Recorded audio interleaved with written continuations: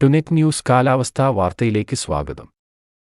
ഒഡീഷയ്ക്കടുത്ത് ബംഗാൾ ഉൾക്കടലിൽ രൂപപ്പെട്ടേക്കുമെന്ന് സൂചിപ്പിച്ച ന്യൂനമർദ്ദം താമസിയാതെ രൂപപ്പെട്ടേക്കുമെന്ന് സ്വകാര്യ കാലാവസ്ഥാ നിരീക്ഷണ വിഭാഗമായ മെറ്റ്ബീറ്റ് വെതർ.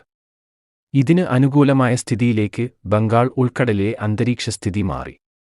ഒഡീഷ തീരത്തായി നാളെ മുതൽ ന്യൂനമർദ്ദം രൂപപ്പെടാൻ സാധ്യതയുണ്ടെന്ന് മെറ്റ്ബീറ്റിലെ നിരീക്ഷകർ പറയുന്നു.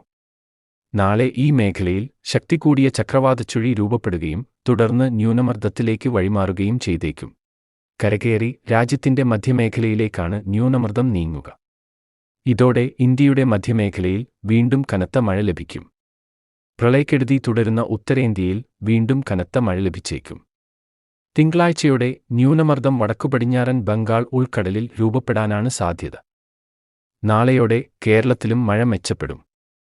അറബിക്കടലിൽ പടിഞ്ഞാറൻ കാറ്റ് 2 ദിവസത്തിനകം വീണ്ടും ശക്തിപ്പെടുകയും സംസ്ഥാനത്ത് ദുർബലമായ മഴ വീണ്ടും സജീവമാകുകയും ചെയ്യുമെന്ന് മെറ്റ്ബീറ്റ് വെതർ പറയുന്നു.